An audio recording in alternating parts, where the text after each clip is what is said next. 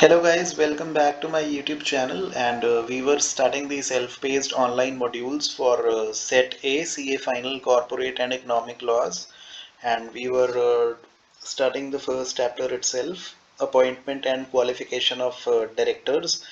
और अभी हमने लास्ट लेक्चर में डीम्ड रीअपॉइंटमेंट पढ़ा था और रोटेशनल डायरेक्टर वाला कॉन्सेप्ट किया था लास्ट में। तो उसके आगे चलते हैं अभी डिन number. Director identification number section 152 subsection 3 and section 153 to 159। डिन एक आईडी नंबर है, एक आइडेंटिफिकेशन नंबर है जो अलॉट किया गया है सेंट्रल गवर्नमेंट द्वारा किसी इंडिविजुअल को जो डायरेक्टर बनना चाहता है, या फिर एग्जिस्टिंग डायरेक्टर को ये नंबर दिया जाता है ताकि उसको आइडेंटिफाई किया जा सके as the director of a company. तो डिन नंबर कौन देता है? सेंट्रल गवर्नमेंट देती है किसी भी इंडिविजुअल को, ठीक है, चाहे उसके पास पहले से ही है या फिर किसी एग्जिस्टिंग डायरेक्टर को। अच्छा, एक ना नोटिफिकेशन आई थी, specification of definitions details rules. तो ये जो नोटिफिकेशन है, specification of definitions details rules, इससे पहले भी अगर किसी ने डिन नंबर ऑब्टेन किया है किसी इंडिविजुअल ने, तो उसको डिन नंबर ही माना जाएगा कंपनीज एक्ट में। फर्दर, जैसे कोई लिमिटेड लाइबिलिटी पार्टनरशिप में कोई पार्टनर है, कोई डेजिग्नेटेड पार्टनर है, तो उसको भी DPIN लेना होता है, designated partnership identification number, under section 7 of the LLP act. तो लेकिन जो डिन नंबर है, अगर उस किसी ने किसी कंपनी में डायरेक्टर बन के अगर डिन नंबर लिया हुआ है और अगर वो किसी और LLP में डेजिग्नेटेड पार्टनर बनना चाहता है, तो उसको उसका जो डिन नंबर है वही चल जाएगा DPIN की जगह। तो उसको अलग से DPIN जो है, डेजिग्नेटेड पार्टनरशिप आइडेंटिफिकेशन नंबर है, वो नहीं लेना पड़ेगा। एग्जाम्पल में देख लो, 8 डिजिट का ये डिन नंबर होता है। Mr. Rajesh having din of this and this and already appointed in Raj Industries Private Limited. Now he wants to appoint himself in Messrs. Karnawat Industries LLP as a designated partner. तो करनावत industries में LLP बनने के लिए इसको, LLP में designated partner बनने के लिए इसको अलग से DPIN जो है वो नहीं लेना पड़ेगा, बिकॉज ये ऑलरेडी किसी कंपनी में राज इंडस्ट्रीज प्राइवेट लिमिटेड में डायरेक्टर है और उसके पास डिन नंबर था, तो इसका वही डिन नंबर जो है वो DPIN के तौर पे चल जाएगा। According to section 152(3), no person shall be appointed as a director of a company unless he has been allotted a DIN number under section 154 or other such number as may be prescribed under section 153। तो ये हम पहले भी पढ़ चुके हैं कि डिन नंबर जो है वो लेना पड़ता है कंपनी में। डायरेक्टर अपॉइंट होने से पहले एक डिन नंबर अलॉट होना चाहिए हर एक बंदे को, या फिर उसको कोई और नंबर जो प्रिस्क्राइब किया गया अंडर सेक्शन 153। तो ये हमने कहाँ पे पढ़ा था? ये हमने डिन नंबर कुछ दिन पहले भी पढ़ा था ना, पिछले लेक्चर में, जब हमने पढ़ा था कि जब वो डायरेक्टर अपॉइंट होता है तो उसको जनरल मीटिंग में अपना डिन नंबर कोट करना होता है, बताना होता है सबको कि ये मेरा डिन नंबर है, और फिर ये भी बताना होता है कि वो डिस्क्वालिफाइड नहीं है to act as a director. फिर DIR-2 फाइल करना होता है जिसमें कंसेंट देता था लिख के कंपनी को, और फिर वो DIR-12 में उसका कंसेंट फाइल कर देते थे ROC के पास 30 दिन के अंदर from the date of his appointment. तो थोड़ा थोड़ा हमने डिन के बारे में पढ़ा था। तो अब आगे बढ़ते हैं। Filing of application for allotment of DIN. Section 153 deals with the filing of application for allotment of DIN. Accordingly, हर एक इंडिविजुअल जो डायरेक्टर बनना चाहता है कंपनी का, वो एक अलॉटमेंट के लिए एप्लीकेशन दे देगा डिन की सेंट्रल गवर्नमेंट को in the prescribed form and manner along with the prescribed fees. तो अब आपको पता ही है कि जो सेंट्रल गवर्नमेंट है वही एक इंडिविजुअल को डिन नंबर अलॉट करती है। तो सेक्शन 153 में क्या कहता है कि एप्लीकेशन कैसे फाइल करते हैं डिन की अलॉटमेंट के लिए। तो सेक्शन 153 में जैसे प्रोसेस बताया हुआ है पूरा, तो एक इंडिविजुअल जिसने डायरेक्टर बनना है तो डिन नंबर के अलॉटमेंट के लिए वो एक एप्लीकेशन दे देगा सेंट्रल गवर्नमेंट को, ठीक है। अच्छा, it is along with the prescribed fees. अच्छा, फिर सेंट्रल गवर्नमेंट में prescribe any ID number which shall be treated as the DIN number, तो सेंट्रल गवर्नमेंट उसको आइडेंटिफिकेशन नंबर दे देगी जिसको डिन नंबर माना जाएगा। और अगर इसने ये डिन नंबर ले लिया है तो कहता है requirement of section 53 shall apply और not apply in such manner as may be prescribed. तो सेक्शन 153 में एक बार जब उसको डिन नंबर मिल गया, जब एप्लीकेशन दे दी, तो उसके बाद जो रिक्वायरमेंट्स हैं वो जैसे लिखा हुआ है वैसे ही अप्लाई करेंगी या नहीं करेगी, ठीक है, जैसे कंपनीज एक्ट में मेंशन होगा सेक्शन 153 में। कहता further rule 9 of companies appointment and qualification of director rules 2014 states the following procedure for making an application for allotment of DIN before appointment in an existing company. कहता कि अब ये process दिया हुआ है रूल 9 में, companies appointment and qualification of director rules के rule 9 में ये प्रोसेस दिया हुआ है, प्रोसीजर दिया हुआ है कि अलॉटमेंट ऑफ डिन के लिए कैसे एप्लीकेशन देनी है किसी एग्जिस्टिंग कंपनी में डायरेक्टर बनने से पहले।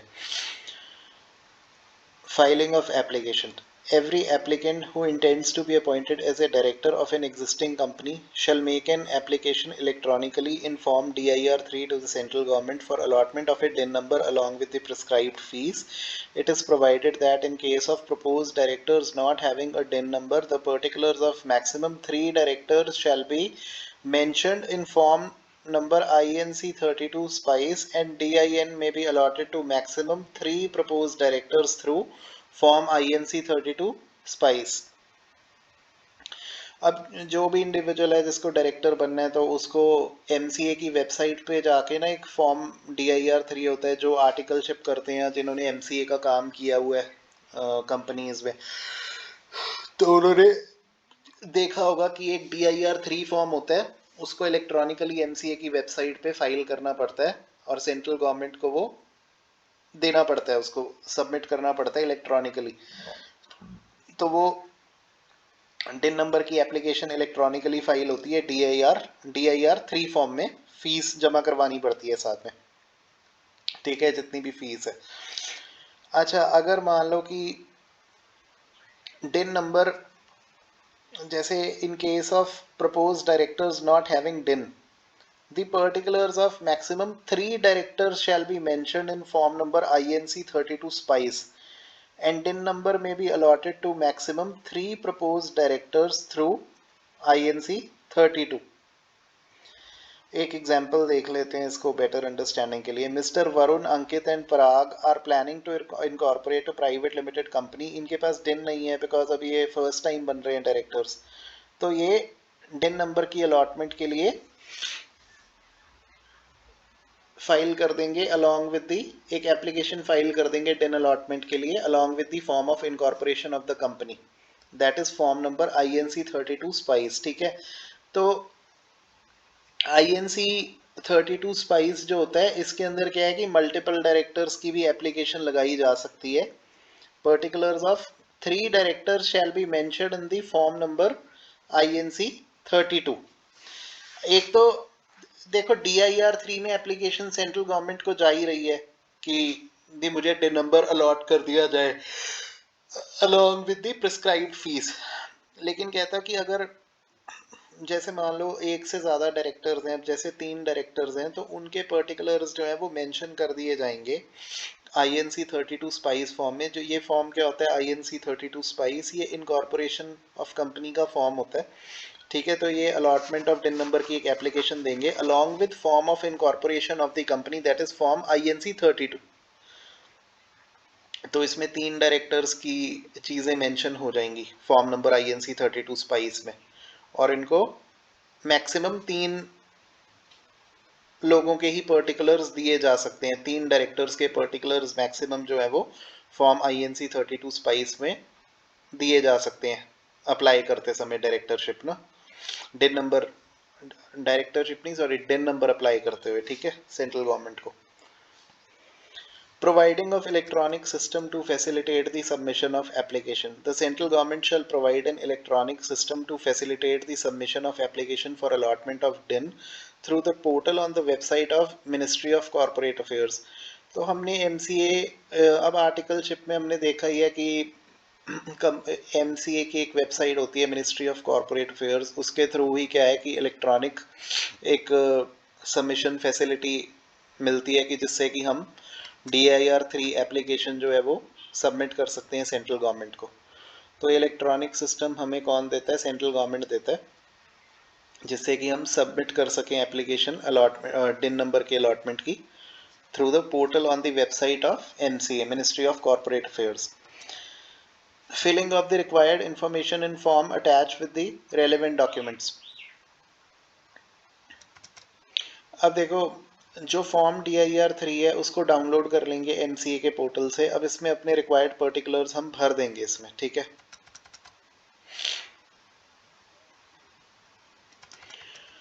जो भी उन्होंने इंफॉर्मेशन मांगी है DIR3 फॉर्म में, वो हम DIR3 फॉर्म डाउनलोड करके उसमें सब पर्टिकुलर्स अपने भर देंगे डायरेक्टर्स, ठीक है, क्योंकि डिन नंबर की एप्लीकेशन दे रहे हैं ना। Verify and sign the form and after attaching the copies of the following documents, scan and file the entire set of documents electronically। मतलब कि फोटोग्राफ जाएगी, आईडी प्रूफ जाएगा, ये तो बेसिक डॉक्यूमेंट्स है ना, KYC डॉक्यूमेंट्स हो गए सारे, फोटो जाएगी, आईडी प्रूफ जाएगा, रेजिडेंस प्रूफ जाएगा, board resolution proposing his appointment as a director in an existing company, और स्पेसिमेन सिग्नेचर ड्यूली वेरीफाइड, और अपने साइन का एक स्पेसिमेन। और इसमें बोर्ड रेजोल्यूशन की भी कॉपी लगेगी कि जिसमें उसका प्रपोजल होता है बोर्ड रेजोल्यूशन में कि हाँ भी it is resolved hereby that mister so and so is being appointed as a director, ठीक है, किसी एग्जिस्टिंग कंपनी में। तो पता चल गया कि DIR3 फॉर्म जो है इलेक्ट्रॉनिकली सबमिट करना होता है। DIR3 फॉर्म बेसिकली क्या है? ये एक एप्लीकेशन है जिससे डायरेक्टर्स अपना डिन नंबर अलॉट करने के लिए सेंट्रल गवर्नमेंट को फाइल कर देते हैं MCA की वेबसाइट पे, मिनिस्ट्री ऑफ कॉरपोरेट अफेयर्स की वेबसाइट पे। और इसमें क्या होता है कि अपने सारे नेसेसरी डॉक्यूमेंट्स वो साथ में लगा देते हैं, KYC डॉक्यूमेंट्स, ठीक है, अपने इसमें भर देते हैं सारी इन्फॉर्मेशन जो, ठीक है। और उसके बाद स्कैन करके उसको, मतलब डाउनलोड करके पहले सारा उसके अंदर सारे अपने पर्टिकुलर्स भर के, फिर उसको स्कैन करके उसको PDF में उसको जमा कर देते हैं MCA की वेबसाइट पे इलेक्ट्रॉनिकली। क्या क्या उसमें साथ में डॉक्यूमेंट्स लगते हैं? वही KYC वाले, अपनी फोटोग्राफ लगती है, ठीक है, आईडी प्रूफ लगता है अपना, ये तो बेसिक है, residence proof, ID proof, photograph, board resolution की कॉपी लग जाती है कि हाँ कि इसको अपॉइंट करना है एग्जिस्टिंग कंपनी में एज ए डायरेक्टर, और साथ में इसकी सिग्नेचर्स की copy. Submission of digitally signed form. अच्छा, DIR3 फॉर्म जो है ना, ये साइन किया जाएगा और इलेक्ट्रॉनिकली सबमिट किया जाएगा अपने DSC से, and shall be verified digitally by a company secretary in full-time employment of the company, or by the MD or director or CEO or CFO of the company in which the applicant is intended to be appointed as a director in any existing company। तो DIR3 form के sign किया जाएगा और submit किया जाएगा electronically by the applicant using is अपना DSC attach करके, और इसको वेरीफाई किया जाएगा डिजिटली कंपनी सेक्रेटरी द्वारा। कंपनी सेक्रेटरी के भी तो DSC होते हैं ना, तो वो कंपनी सेक्रेटरी अपने आप ही, जो जो कंपनी सेक्रेटरी कंपनी ने रखा हुआ है उसी कंपनी ने जिसमें वो डायरेक्टर बनने जा रहा है। तो जब हमने DIR3 फॉर्म हमने साइन और सबमिट कर दिया, हमने इलेक्ट्रॉनिकली अपने DSC से हमने साइन करके उसको इलेक्ट्रॉनिकली सबमिट कर दिया, ठीक है। तो उसके बाद जो company secretary full time employment में है उसी कंपनी में, तो वो उसको अपने DSC से इलेक्ट्रॉनिकली वेरीफाई कर देगा डिजिटली, ठीक है। और उसके या फिर जो कंपनी का MD है, मैनेजिंग डायरेक्टर, या उसका कोई भी डायरेक्टर, या उसका जो चीफ एग्जीक्यूटिव ऑफिसर है या चीफ फाइनेंशियल ऑफिसर है, जो CEO या CFO, तो वो उसको अटेस्ट कर देगा, उसी फॉर्म को डिजिटली वेरीफाई कर देगा, ठीक है।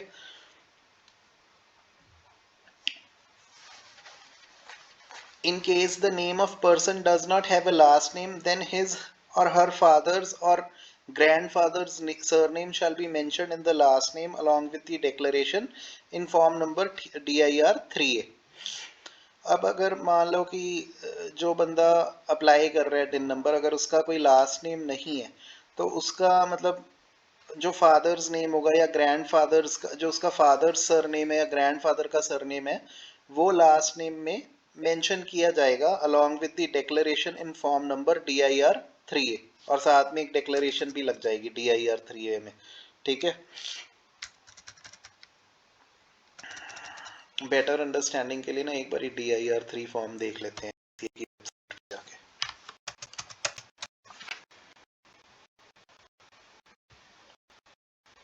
गूगल पे सर्च कर लिया ministry of corporate affairs.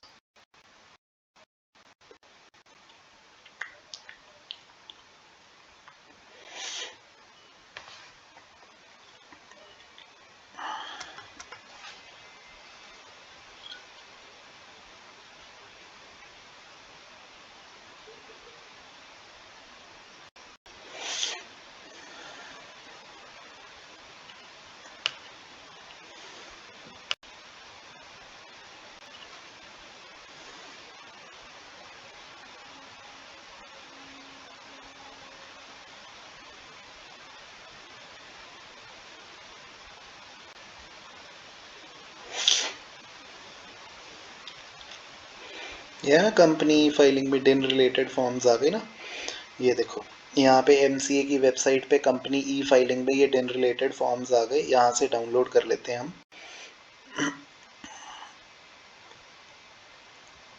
DIR 3 application for allotment of डिन।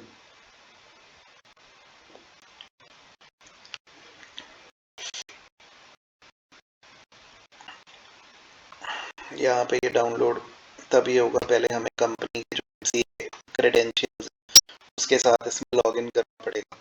तो हम एक जनरल एक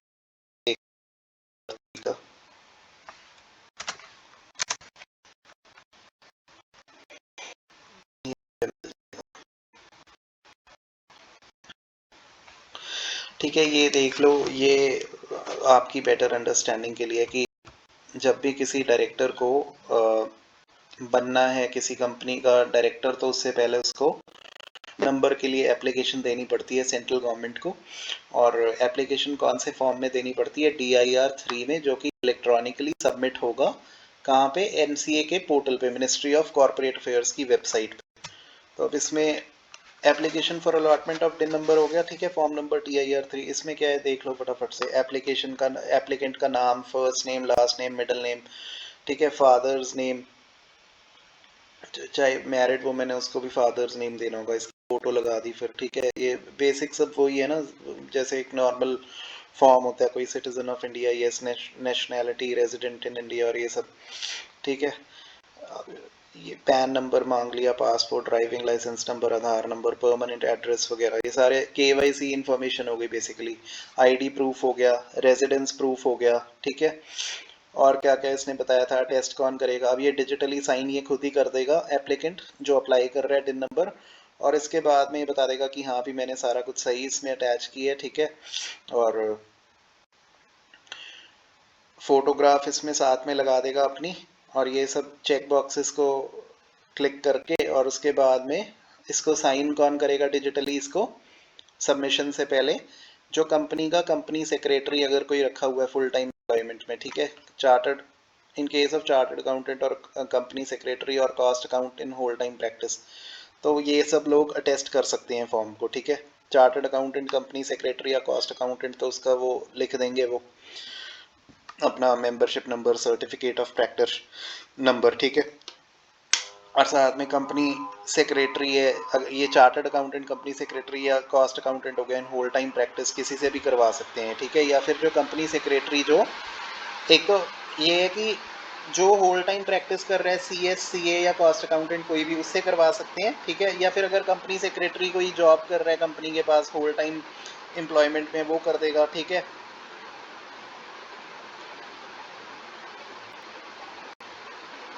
या फिर इसको कौन अटेस्ट कर सकता है? हमने देखा था कि इसमें वो भी कर सकते हैं टेस्ट, इसको कौन? डायरेक्ट जो कंपनी का MD है, होल टाइम डायरेक्टर है, ठीक है, कंपनी का CEO और CFO, ठीक है। तो ये सब लोग हैं जो इस फॉर्म को अटेस्ट कर सकते हैं DIR 3 को। और बस फिर ये नेसेसरी डॉक्यूमेंट्स इसके साथ में अपने लगा देने, ID प्रूफ, रेजिडेंस प्रूफ और अपनी फ़ोटोग्राफ, और फिर ये सबमिट कर देना है। तो मोटा मोटा हमने एक DIR 3 फॉर्म देख भी लिया, आइडिया एक मिल जाता है और कुछ नहीं। In case the name of a person shall does not have a last name, तो फिर इसका या इसके फादर का जो सरनेम, इसके फादर का या इसके ग्रैंडफादर का जो सरनेम है उसको मेंशन किया जाएगा लास्ट नेम में। अगर इसका खुद का कोई सरनेम नहीं है तो इसके फादर या ग्रैंडफादर का सरनेम लगा दिया जाएगा along with the declaration in form number DIR 3A। DIR 3A फटाफट से ना,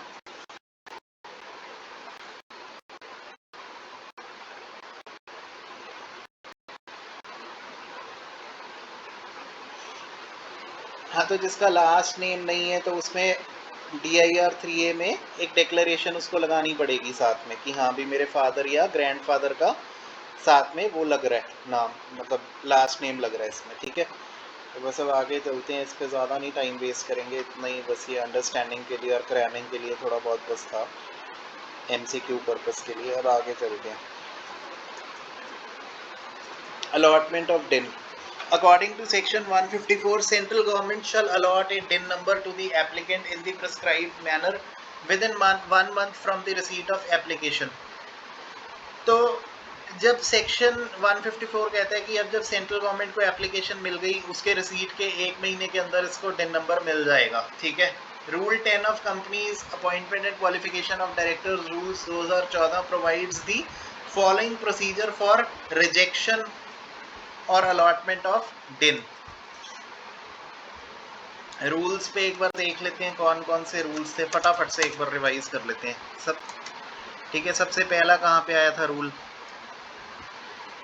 एक हमने रूल पढ़ा था रूल 3, कंपनी के वुमेन डायरेक्टर जब अपॉइंट करना होता है। ठीक है, उसके आगे कौन सा रूल 3 था ये। ठीक है, रूल 8 कौन सा था कि वही मतलब DIR 12 में उसका कंसेंट जो है कंपनी फाइल कर देती है जब, ठीक है ना, DIR 12 फॉर्म में रजिस्ट्रार के पास 30 दिन के अंदर from the date of appointment. Rule 3 पढ़ लिया, रूल 8 पढ़ लिया। ठीक है, अब आगे कहाँ तक कौन सा पढ़ रहे हैं, इसके अंदर हम रूल 9 पढ़ रहे हैं। ठीक है,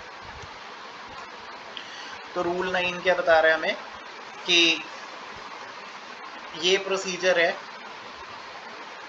for application of allotment of DIN। ये तो रूल 9 आ गया ना, इसके अंदर तो प्रोसीजर दिया हुआ था कि DIN की एप्लीकेशन कैसे देनी है। ये प्रोसीजर किस में दिया है, रूल 9 में दिया है। रूल 3 वाला कौन सा था, वही वुमेन डायरेक्टर वाला।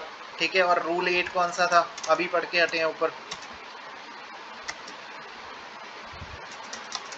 अब रूल 9 आ गया इसमें और अब रूल 10 आ जाएगा आगे।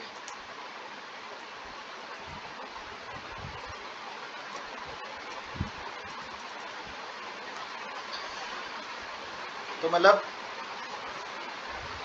रूल 9 में वही एप्लीकेशन देख ली कि कैसे देनी है DIN नंबर के अलॉटमेंट के लिए। ठीक है, वो था रूल 9 की प्रोसीजर बता रहा है उसमें कि कैसे अप्लाई करने DIN की अलॉटमेंट के लिए। ये रूल 9 था। अब हम पढ़ रहे हैं rule 10।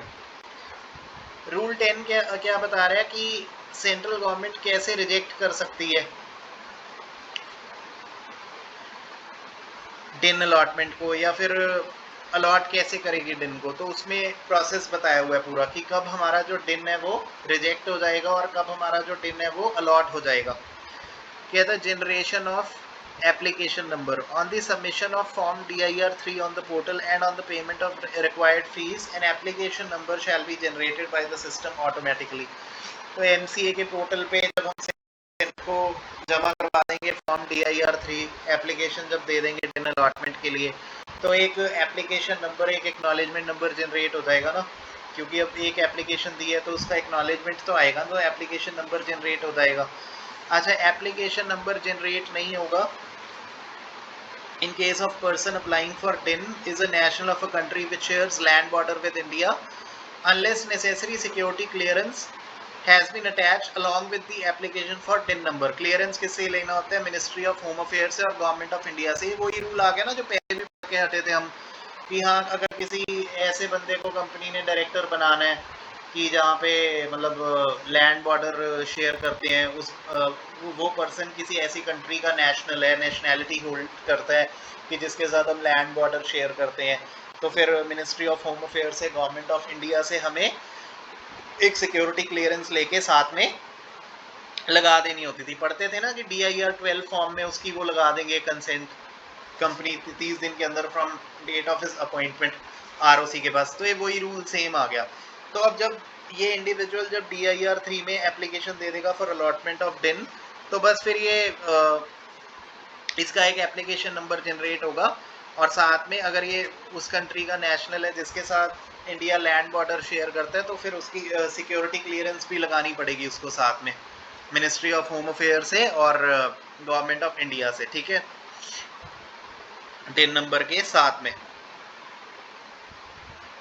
Along with the application for डिन नंबर, मतलब डिन नंबर की जो एप्लीकेशन है उसके साथ में, ठीक है। कम्युनिकेशन ऑफ इशू ऑफ डिन, जब एप्लीकेशन नंबर जनरेट हो गया, MCA की वेबसाइट से हमने एक्नॉलेजमेंट डाउनलोड कर ली DIR 3 अप्लाई करने के बाद, DIR 3 फॉर्म में, मतलब हमने एप्लीकेशन दे दी डिन नंबर अलॉट करने की। उसके बाद जब एप्लीकेशन नंबर हमें मिल गया, तो सेंट्रल गवर्नमेंट क्या करेगी, एप्लीकेशंस को प्रोसेस करेगी, ठीक है, and decide on the approval और rejection thereof and communicate the same to the applicant along with the DIN allotted in case of approval by way of a letter, by post or electronically or in any other mode within a period of 1 month from the receipt of such application। Rule 10 क्या बता रहा था कि इसमें बताया हुआ है कि कैसे एक डिन की जो एप्लीकेशन है उसको रिजेक्ट किया जाएगा या कैसे उसको डिन को अलॉट किया जाएगा। तो पहले एक एप्लीकेशन नंबर जनरेट हुआ जब फॉर्म DIR 3 जमा करवाया, साथ में सिक्योरिटी क्लियरेंस लगा दी अगर नेशनल है उस कंट्री का जिसके साथ लैंड बॉर्डर शेयर करते हैं, ठीक है। उसके बाद गवर्नमेंट क्या करेगी, सेंट्रल गवर्नमेंट 30 दिन के अंदर, 30 दिन नहीं 1 मंथ लिखा हुआ है, 1 मंथ के अंदर अंदर क्या है कि वो एप्लीकेशन को उसका या तो प्रोसेस, उसको पहले प्रोसेस करेगी ना, तो या तो उसको अप्रूव कर देगी या रिजेक्ट कर देगी, और एप्लीकेंट को फिर वो कम्युनिकेट कर देगी, एक उसको लेटर भेज देगी कि भी तेरा मतलब अगर उसको डिन नंबर अलॉट हो गया, ठीक है ना, communicate the same to the applicant along with the DIN allotted, उसको डिन नंबर भी फिर बता देंगे ना कि हाँ तेरा ये डिन नंबर है। तो उसको कम्युनिकेट कैसे करेंगे, चिट्ठी भेज के या इलेक्ट्रॉनिकली या किसी और मोड में, 1 महीने के अंदर from the receipt of such application. तो अप्रूवल या रिजेक्शन जो है दोनों उसको कम्युनिकेट किया जाएगा, ठीक है।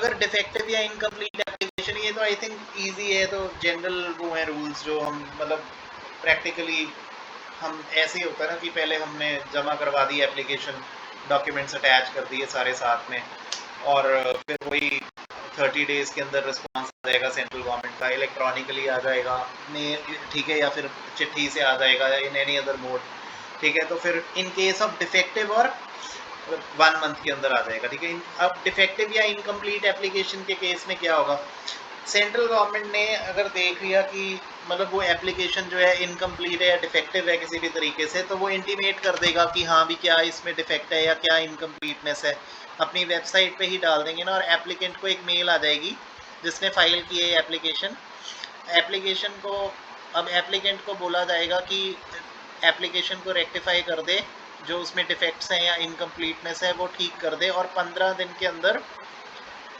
रीसबमिट कर दे within a period of 15 days of such placing on the website and email। अब 15 दिन के अंदर हमें क्या है कि रीसबमिट करनी है एप्लीकेशन। जब हमें मेल आई थी या जब वेबसाइट पे हमें नोटिफाई हुआ था ना, तो उसके 15 दिन के भीतर हमें वो डिफेक्ट रेक्टिफाई करके या उसकी इनकम्प्लीटनेस है जो वो दोबारा से हमें रीसबमिट करनी है उसको ठीक करके। अब सेंट्रल गवर्नमेंट रिजेक्ट कर सकता है एप्लीकेशन को and direct the applicant to file a fresh application with complete and correct information where the defect has been rectified partially और the information given is still found to be defective. तो अगर application अभी भी गलत है, second time जब submit करी है 15 दिन के भीतर, जब उनका मेल आया था वेबसाइट पे जब उन्होंने हमें नोटिफाई किया ना, तो उसके 15 दिन के अंदर हमने दोबारा सबमिट की, अभी भी कहते कि इनकम्प्लीट है या अभी भी गलत है एप्लीकेशन, तो फिर वो हमें कह देंगे रिजेक्ट ही कर देंगे या तो एप्लीकेशन को सेंट्रल गवर्नमेंट, या हमें कह देंगे कि न्यू एप्लीकेशन फाइल करो, ठीक है। Treat and label such application as invalid in the electronic record in case the defects are not removed within the given time। तो अगर सेंट्रल गवर्नमेंट क्या करेगा, एप्लीकेशन को इनवैलिड लेबल कर देगा, treat and label such application as invalid in the electronic record. अपनी website पे उसको इनवैलिड लिख देंगे ना, अगर डिफेक्ट्स को नहीं रिमूव किया गिवन टाइम में, और इन्फॉर्म कर देंगे एप्लीकेंट को, फिर से चिट्ठी भेज के इन्फॉर्म करेंगे इलेक्ट्रॉनिकली या किसी और तरीके से। इन केस ऑफ रिजेक्शन और इनवैलिडेशन ऑफ एप्लीकेशन, फीस कहता जो दी है साथ में, वो कहते रिफंड नहीं होगी, nor adjusted with any other application. अच्छा, ये बात इसने साफ कर दी है कि एक बार अगर हमने जमा करवा दी फीस डिन एप्लीकेशन के लिए DIR3 फॉर्म में, तो वो अगर गलत हुई एप्लीकेशन रिजेक्ट हो गई तो वो आगे फर्दर किसी भी न्यू एप्लीकेशन में एडजस्ट नहीं होगी और उस फीस को वापस भी नहीं किया जाएगा सेंट्रल गवर्नमेंट द्वारा, ठीक है। अच्छा, all DINs allotted to the individuals by central government before commencement of these rules shall be deemed to have been allotted to them under these rules. ये रूल्स जब से आए हैं, ये कौन सा रूल था, रूल नंबर देख लो यार एक बार ना दोबारा से, रूल 10 था, ठीक है। मेरे को ना एक बार, हाँ, रूल 9 में क्या था, रूल 9 में बताया था कि कैसे एप्लीकेशन देते हैं अलॉटमेंट के लिए, ठीक है। कि उसमें रूल 9 में तो ये बताया कि प्रोसीजर क्या है डिन अलॉटमेंट का, कि कैसे एप्लीकेशन देते हैं मतलब डिन के लिए, ठीक है। और रूल 10 में क्या है, रूल 10 में बताया था कि गवर्नमेंट इसको किस तरीके से मतलब अप्रूव करेगी या रिजेक्ट करेगी, ठीक है, डिन नंबर को। ये रूल 10 में बताया। तो हमें मोटा मोटा रूल्स के बारे में पता होना चाहिए ना, MCQ में अगर पूछ लिया और अगर हमें ना याद रहा फिर दिक्कत हो जाएगी। All DINs allotted to the individuals by central government before commencement of these rules shall be deemed to have been allotted to them। इससे इन रूल्स के आने से पहले भी अगर कोई डिन नंबर अलॉट किए गए हैं किसी को, तो यही माना जाएगा कि इसी रूल्स के अकॉर्डिंग किए गए हैं। DIN so allotted under these rules is valid for lifetime of the applicant and shall not be allotted to any other person। जैसे आधार कार्ड हमेशा के लिए वैलिड होता है ना, और वो किसी और को नहीं मिल सकता हमारा आधार नंबर, तो ऐसे ही डिन का है सेम, ठीक है। एक बार ही मिल गया डिन नंबर तो वही चलेगा और वो किसी और को नहीं मिल सकता, ठीक है।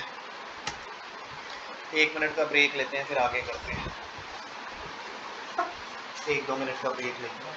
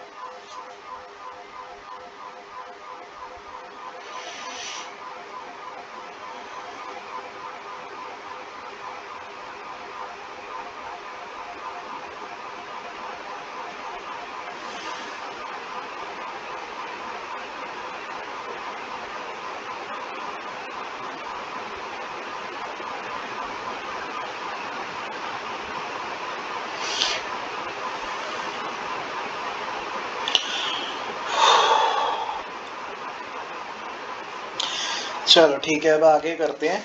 तो वही जो हमने अभी पढ़ा है उसको एक बार ही देख लेते हैं। रूल 9 में क्या था, प्रोसीजर था कि डिन नंबर को अलॉटमेंट के लिए एप्लीकेशन कैसे, डिन नंबर की अलॉटमेंट के लिए एप्लीकेशन कैसे देते हैं, रूल 9 में लिखा है। रूल 10 में क्या लिखा हुआ है कि सेंट्रल गवर्नमेंट कैसे अप्रूव करेगी या रिजेक्ट करेगी, वो पूरा प्रोसीजर लिखा हुआ है। तो देख लो फिर फटाफट इसकी summary. Procedure for allotment of डिन, फीस जमा करवा देंगे, फॉर्म जमा करवा देंगे, अपने KYC डॉक्यूमेंट्स जमा करवा देंगे, ठीक है, DIR3 फॉर्म में MCA की वेबसाइट पे इलेक्ट्रॉनिकली। अब एप्लीकेशन नंबर पहले जनरेट होगा, सेंट्रल गवर्नमेंट उसको प्रोसेस करेगी, अप्रूव करेगी या रिजेक्ट करेगी, और उसको 1 महीने के अंदर बता देगी from the receipt of such application, ठीक है। जिस डेट को उसको एप्लीकेशन रिसीव हुई है उसके 1 महीने के अंदर इसको बता देंगे, ठीक है। इन केस ऑफ अप्रूवल इसको डिन आ जाएगा, अपना डिन अलॉटेड जो है डिन नंबर इसको मिल जाएगा बाय पोस्ट या इलेक्ट्रॉनिकली या किसी और तरीके से। और अगर एप्लीकेशन इसकी डिफेक्टिव या इनकम्प्लीट थी तो सेंट्रल गवर्नमेंट वेबसाइट पे डाल देगा एमसीए की और उसको ईमेल कर देगा। ठीक है, तो जब इसको बताया है, जिस डेट को वेबसाइट पे डाला है इन्होंने, ठीक है, या जिस डेट को इसको ईमेल करके बताया है, तो वो रेक्टिफाई करना होगा उसको डिफेक्ट्स को या उसकी इनकम्प्लीटनेस को, दोबारा सबमिट करके एप्लीकेशन को 15 दिन के भीतर from date of placing of website and email. जब गलती का उसको बताया वेबसाइट पे या मेल के थ्रू, उसके 15 दिन में दोबारा रीसबमिट करनी है एप्लीकेशन ठीक करके। तो उसको या तो रिजेक्ट कर देगी सेंट्रल गवर्नमेंट जो दोबारा सबमिट की एप्लीकेशन, ठीक है, या फिर उसको कह देंगे कि दोबारा भर, नई एप्लीकेशन दे।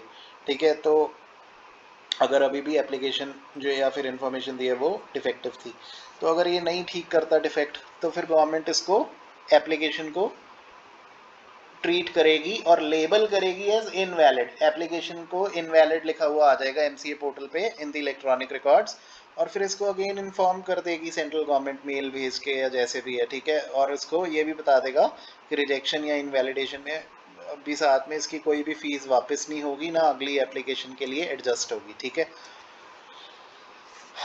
अब आगे बढ़ते हैं। कहता prohibition on obtaining more than one डिन नंबर अकॉर्डिंग टू सेक्शन 155। ये भी बेसिक रूल है, जैसे आधार नंबर एक से ज़्यादा नहीं होता, तो वैसे ही डिन नंबर भी एक से ज़्यादा नहीं ना होता। और मैंने बताया ना कि DPIN और डिन नंबर दोनों इकट्ठे लेने की ज़रूरत नहीं होती, क्योंकि DPIN में डिन नंबर भी चल जाता है। अगर पहले कंपनी का डिन नंबर है किसी के पास, तो अगर उसको LLP में डेजिग्नेटेड पार्टनर बनना है तो DPIN चल जाएगा। ठीक है, सेक्शन 155 में कहता है कि कोई भी इंडिविजुअल जिसको डिन नंबर मिल चुका है सेक्शन 154 में, शैल अप्लाई फॉर और ऑब्टेन और पोजेस अनदर डिन, तो दोबारा डिन नंबर अप्लाई नहीं कर सकता। ठीक है, कोई और डिन नंबर उसको नहीं मिल सकता। 8 डिजिट्स का डिन नंबर होता है। अब आर्टिकलशिप पे हम देखते हैं ना, बैलेंस शीट पे लिखा होता है डायरेक्टर का, जहाँ पे साइन होता है ऑडिटेड फाइनेंशियल्स पे, ऑडिटेड बैलेंस शीट और प्रॉफिट एंड लॉस के नीचे जब साइन होता है तो डायरेक्टर का डिन नंबर भी लिखा हुआ होता है वहाँ पे।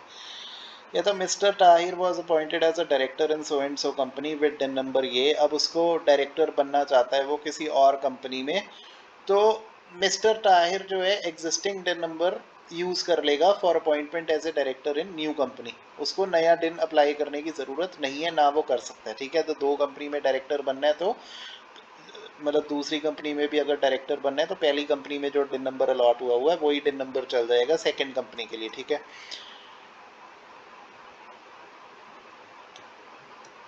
अच्छा, डायरेक्टर को बताना है अपना डिन नंबर। सेक्शन 156 ऐसा कहता है कि कब कितनी देर में बताना है, within 1 month from the receipt of DIN from the central government intimate his DIN to the company और all the companies wherein he is a director. तो ये हमने पहले भी पढ़ा था जनरल मीटिंग में, आपको बताया था ना कि जनरल मीटिंग में मतलब जब भी एक director who is propose to be appointed as a director, पहले उसको एक डिन नंबर लेना होता है। जब उसको डिन नंबर अलॉट हो जाता है, अब ये कह रहा है कब कितनी देर में बताना होता है, 30 डेज के अंदर उसको बताना होता है। हमने पढ़ा था ना कि कब जनरल मीटिंग के अंदर बताना होता था ना, कि हाँ अपना सबको सभी को मतलब जनरल मीटिंग में डिस्क्लोज करना होता था कि ये मेरा डिन नंबर है। और इसमें कह रहे हैं कि कितनी देर में बताना होता है, 1 महीने के अंदर from the receipt of DIN from the central government. तो मतलब जब हमें डिन नंबर मिल गया सेंट्रल गवर्नमेंट से, उसके 1 महीने के अंदर ही हमने अपना डिन नंबर बता देना है सभी कंपनीज को जिसमें हम डायरेक्टर है। अब कंपनी क्या करेगी, डिन नंबर इसका रजिस्ट्रार को इन्फॉर्म कर देगी ROC को। तो कंपनी को तो हर एक चीज़ ROC को बतानी पड़ती है ना। रजिस्ट्रार ऑफ कंपनीज बेसिकली क्या करता है, हर एक चीज़ अपने रिकॉर्ड में डाल देता है अपने रजिस्टर में। हर एक कंपनी की इंफॉर्मेशन उसने लिखी हुई है उसमें अपने रजिस्टर में, तो वो रजिस्ट्री करेगा ना अपने पास। अगर अब कोई डायरेक्टर आया है जिसको डिन नंबर मिल गया है, उसने 1 महीने में बता दिया कंपनी को डिन नंबर रिसीव होने के, ठीक है, तो अब साथ के साथ कंपनी इन्फॉर्म कर देगी ROC को। हर एक company with in 15 days of receipt of intimation under section 156, जैसे डायरेक्टर ने इसको इंटीमेट किया कंपनी को कि ये मेरा डिन नंबर है और ये आ गया है, तो उसके इंटीमेशन के रिसीव होने के 15 दिन के भीतर जो है इसका सभी डायरेक्टर्स का जो डिन नंबर है ये ROC को बता देंगे, और any other officer or authority as may be prescribed by central government with such fees or additional fees as may be prescribed. The intimation shall be furnished in the prescribed form and manner. और rule 10A में बता रहे हैं कि कैसे इनको inform करना है कंपनी को अपने डायरेक्टर्स के बारे में, अपने डायरेक्टर्स के डिन नंबर के बारे में आरओसी को कैसे इन्फॉर्म करना है। करना कितने दिन में, जब डायरेक्टर्स को डिन नंबर मिल गया, डायरेक्टर्स ने जैसे ही अपना डिन नंबर दिया, उनको तो 1 महीने के अंदर बताना होता था ना डिन नंबर आने के बाद में, जैसे ही सेंट्रल गवर्नमेंट से डिन नंबर मिल गया उसके 1 महीने के भीतर ये इन्फॉर्म करेंगे कंपनी को कि ये हमारा डिन नंबर है। और जैसे ही ये इन्फॉर्म करेंगे कंपनी को कि ये हमारा डिन नंबर है, तो उसके 15 दिन के अंदर from the receipt of intimation from these directors, 15 दिन के अंदर ही ये डायरेक्टर्स आरओसी को या किसी उस ऑफिसर या अथॉरिटी को बता देंगे जिसको सेंट्रल गवर्नमेंट ने बताया है। और उसमें भी क्या है, साथ में फीस जमा करवानी होगी इनको, ठीक है। Every such intimation shall be furnished in the prescribed form and manner। Rule 10A लग जाएगा companies appointment and qualification of directors rules का।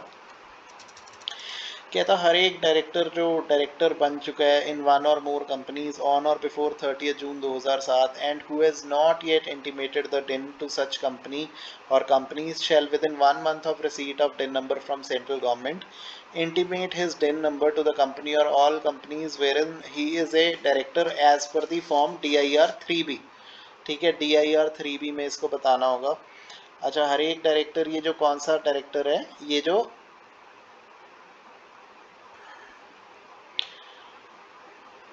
डायरेक्टर 30 जून 2007 तक, 30 जून 2007 से पहले या 30 जून 2007 तक जिन भी कंपनीज में ये डायरेक्टर था और अभी तक अगर इसने ये इंटीमेट नहीं किया है, तो इसको जैसे ही मतलब डिन नंबर आएगा तो इसको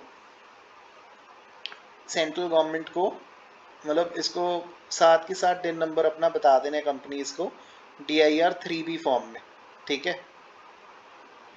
DIR 3B हो गया एक फॉर्म। DIR 3A क्या पड़ा था, वो लास्ट नेम के लिए एक डिक्लेरेशन है कि अपने फादर या ग्रैंड फादर का सरनेम लगा देते थे, तो इसको रिलेट कर सकते हैं ना। DIR 3B हो गया, DIR 3A हो गया, ठीक है। और intimation by the company of DIN number of its directors under section 157 shall be furnished in form DIR 3C within 15 days of receipt of intimation under section 156। अब अगर DIR 3C form में company ने intimation दे देनी है डिन number की सभी डायरेक्टर्स की 15 दिन के अंदर from the receipt of intimation under section 156।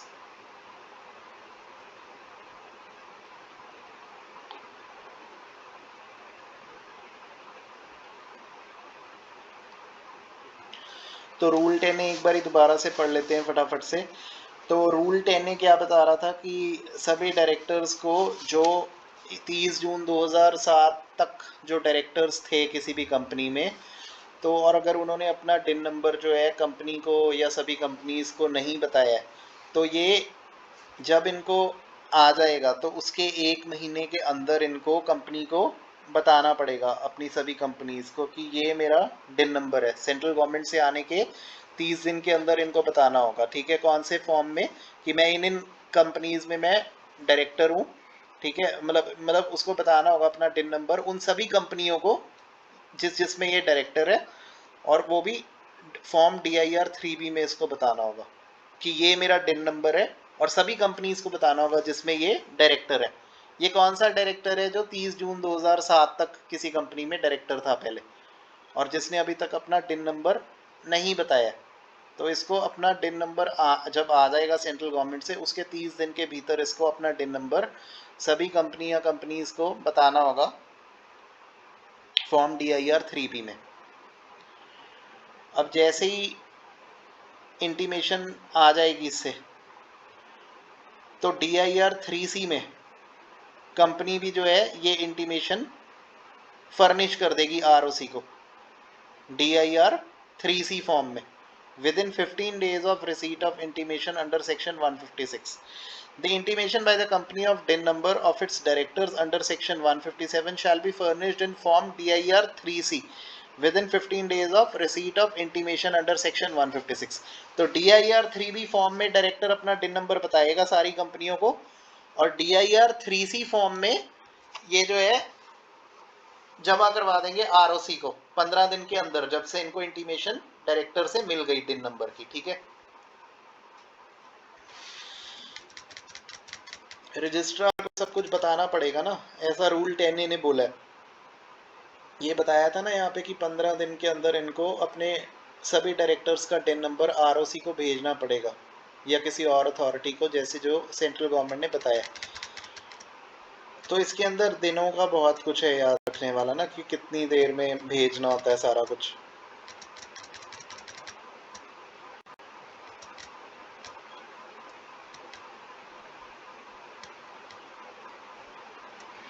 पहले ये पढ़ा कि ये सेंट्रल गवर्नमेंट को अप्लाई कर देगा DIR 3 फॉर्म में MCA की वेबसाइट पे, कि कैसे मतलब अप्लाई कर देगा DIR 3 फॉर्म। ठीक है, उसके 1 महीने के अंदर फिर हमें डिन नंबर जो है वो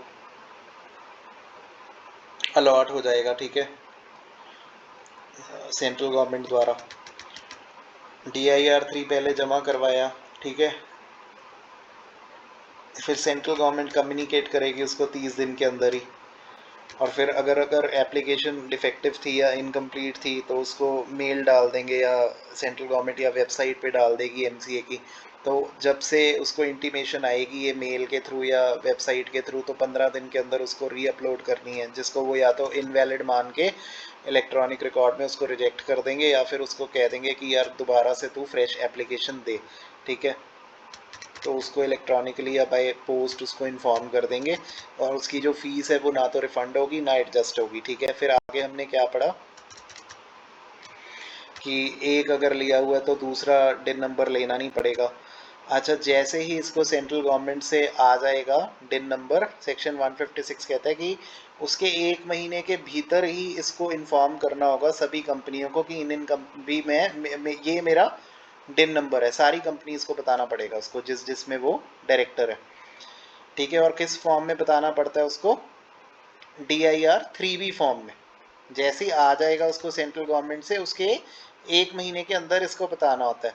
और फिर जब इंटीमेशन जब ये दे देगा कंपनी को, तो कंपनी को कितने दिनों में फाइल करनी होती है इंटीमेशन, और कौन से फॉर्म में करनी होती है? DIR 3C फॉर्म में ROC के पास फाइल करनी होती है। तो DIR 3B फॉर्म में डायरेक्टर बताएगा कि अपना डिन नंबर सभी कंपनियों को जिसमें वो डायरेक्टर है, वो भी कितने दिन में, within 30 days of receipt of the DIN number from the central government, DIR 3B form में बताएगा। ठीक है, कंपनी को।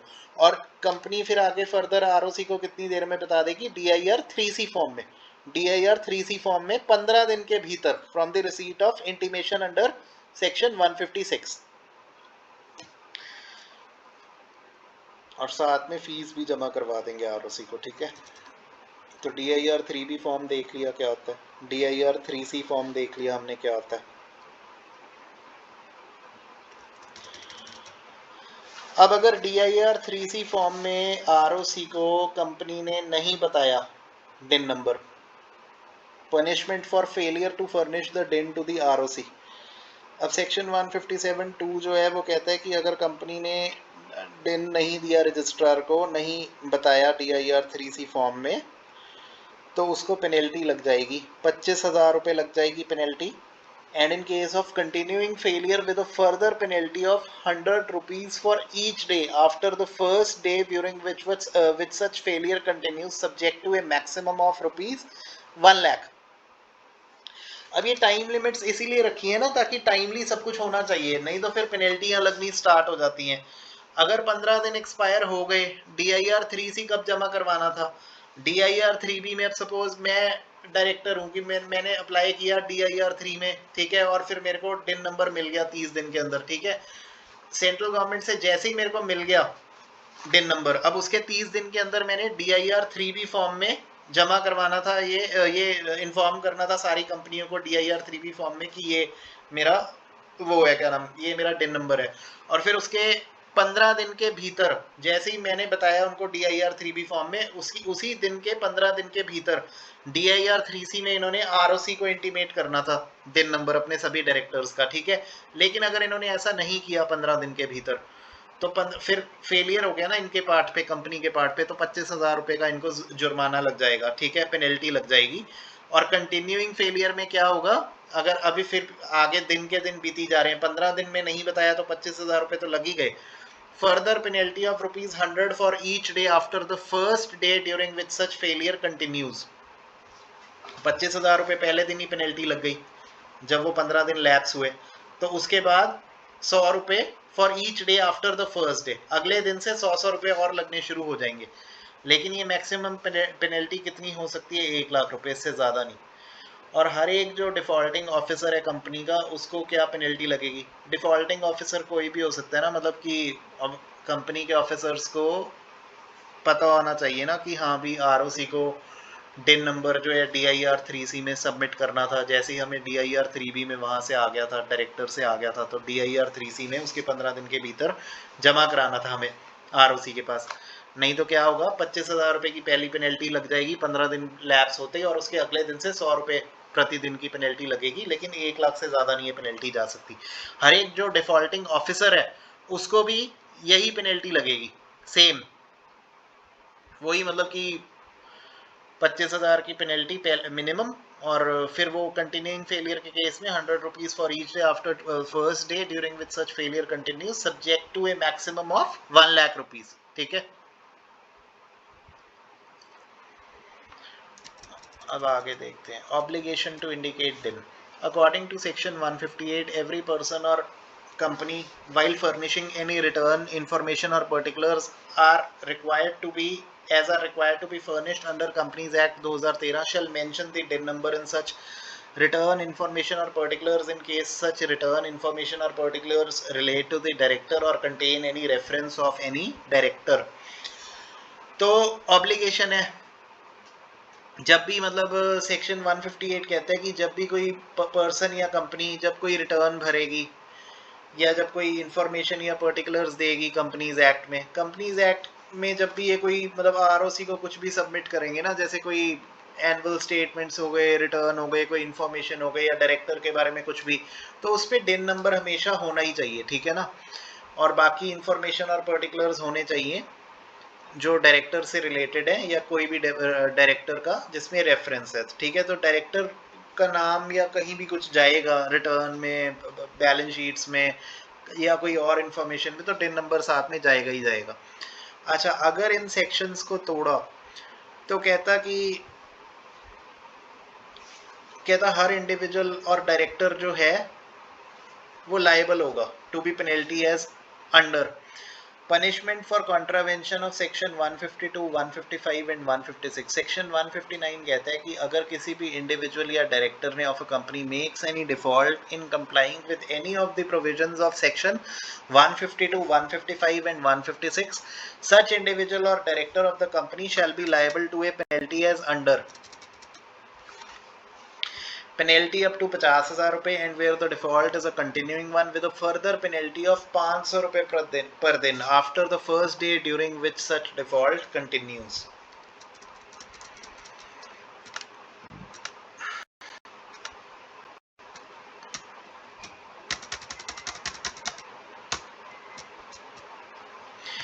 तो पनिशमेंट और पेनल्टीज के बारे में थोड़ा देखा, एक बारी फिर से रिपीट कर देते हैं फटाफट से.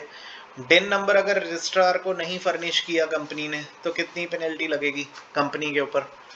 वही जो DIR 3C फॉर्म में 15 दिन के अंदर from the receipt of intimation under form DIR 3B में पहले वो बताता था डायरेक्टर, सेंट्रल गवर्नमेंट से जैसे ही आ गया उसको डिन नंबर, उसके 30 दिन के अंदर वो DIR 3B फॉर्म में बता देता था सभी कंपनियों को कि ये मेरा डिन नंबर है. फिर DIR 3C फाइल करना होता है कंपनी को with in 15 days of receipt of intimation. ठीक है, और इसके पास ROC के पास फाइल करना होता था. और अब अगर ROC के पास ये नहीं फाइल किया तो 25,000 रुपये की पेनल्टी लग जाएगी 15 दिन खत्म होते ही. ठीक है, और 100 रुपये प्रतिदिन की पेनल्टी लगती रहेगी जब तक ये डिफॉल्ट चलेगा, अगले दिन से लगनी शुरू हो जाएगी फर्स्ट डे के बाद में. ठीक है, और 1 लाख तक की मैक्सिमम पेनल्टी रहेगी.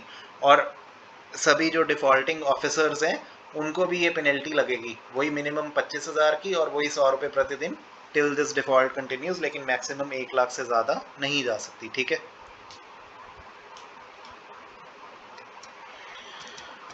तो ये सेक्शंस का ना थोड़ा थोड़ा हमें याद रखना पड़ेगा. मेन तो चलो कंटेंट होता है, बट फिर भी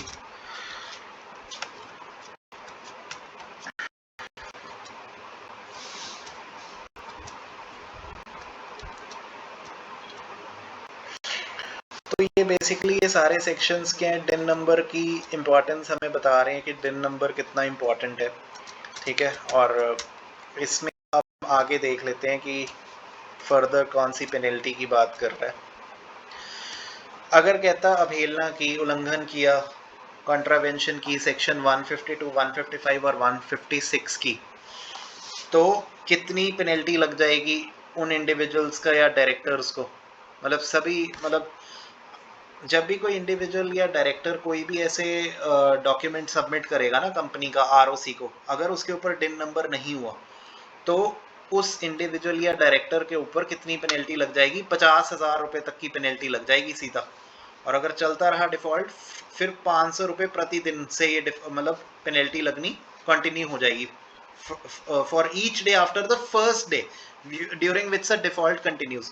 तो सेक्शन 152, 156 और 155 का अगर कॉन्ट्रावेंशन किया तो जिस भी इंडिविजुअल या डायरेक्टर ने किया है, तो एवरी नहीं लिखा हुआ, इसने लिखा है सच इंडिविजुअल और डायरेक्टर, मतलब जब भी कोई इंफॉर्मेशन सबमिट कर रहे हैं सेक्शन 152, 155, 156 में आरओसी को, तो अगर ऊपर डिन नंबर नहीं हुआ तो 50,000 की पेनल्टी लग जाएगी फर्स्ट डे से, और अगले दिन से क्या होगा, सेकंड डे से 500 रुपए प्रतिदिन की penalty during which default continues, और इसमें कोई लिमिट भी नहीं है, ठीक है। इसको आगे भी रिवाइज हमें करना पड़ेगा, काफ़ी कुछ है, अब आगे चलते हैं। अभी फिलहाल ना एक बार अभी आंखों से निकाल दिया इसको पढ़ के, let's just move further now.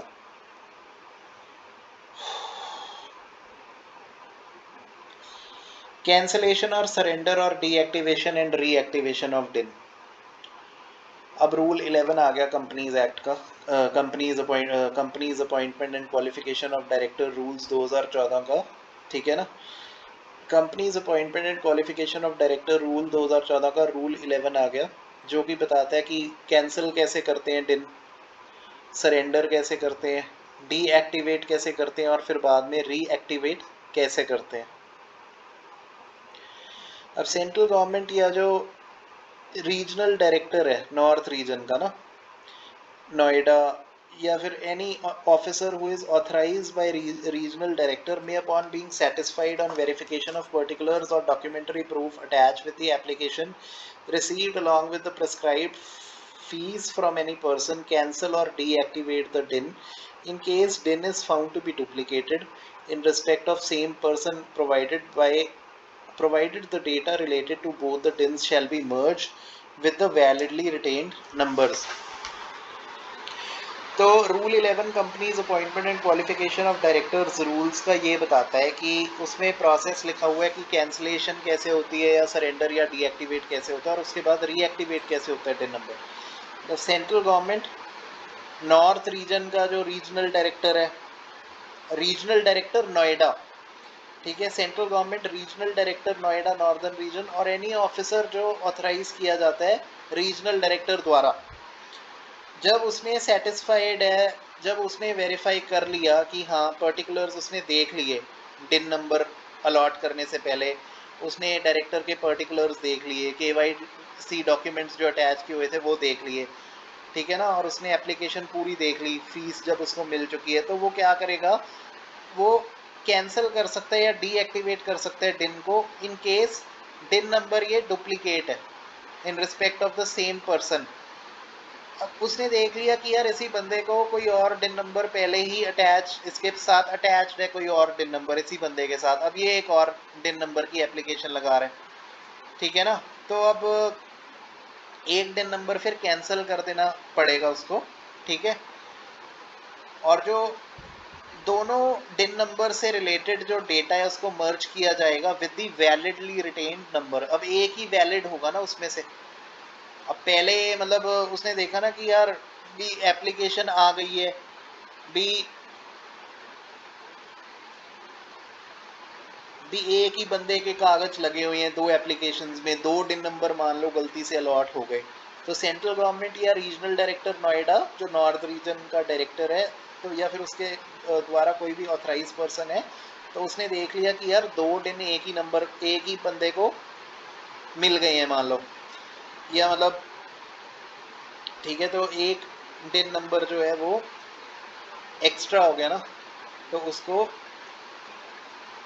Cancel कर दिया जाएगा, और जो वैलिडली रिटेन्ड नंबर है जो उसको रखा जाएगा, और उसी के साथ उसका सारा डेटा जो है वो मर्ज कर दिया जाएगा।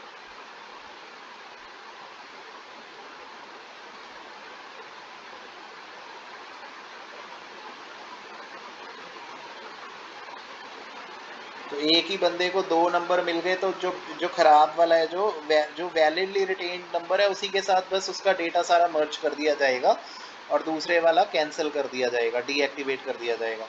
अच्छा, दूसरा रीजन क्या है कि कहता DIN was obtained in a wrongful manner or by fraudulent means।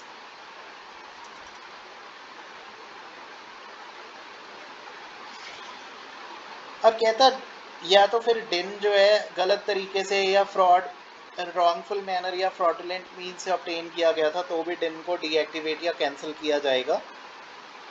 लेकिन कैंसलेशन या डीएक्टिवेशन से पहले एक opportunity of being heard shall be given to the concerned individual.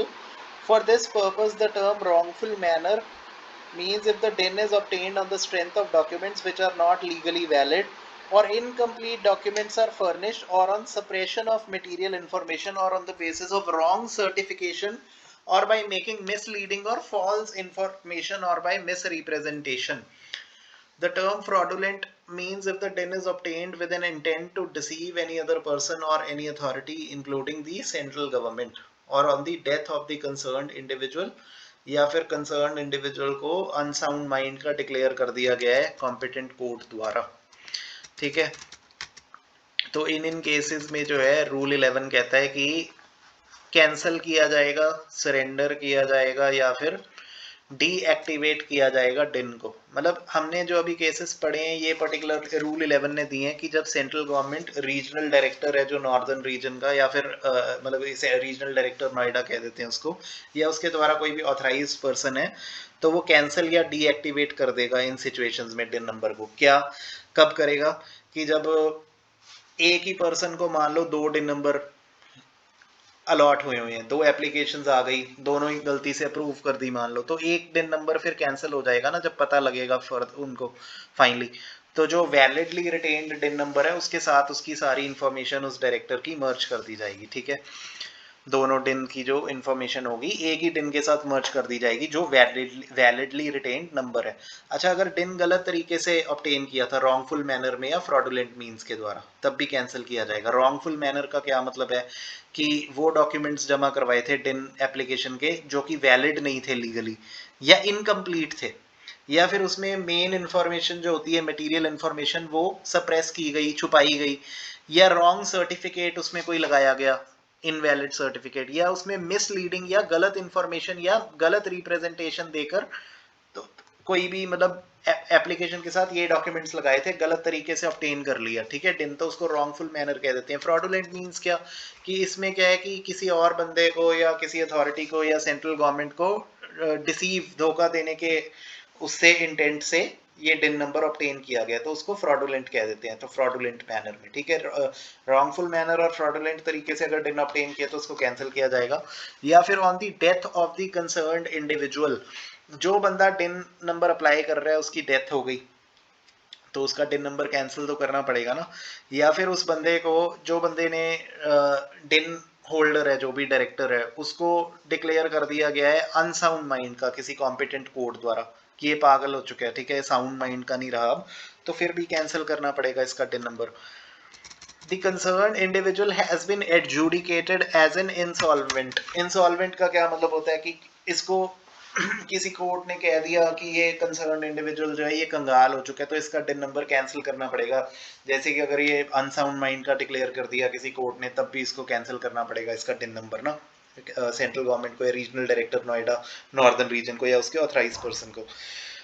On an application made in form DIR 5 by the DIN holder to surrender his or her DIN along with the declaration that he has never been appointed as a director in any company and the said DIN has never been used for filing any document with any authority, the central government may deactivate such a DIN number।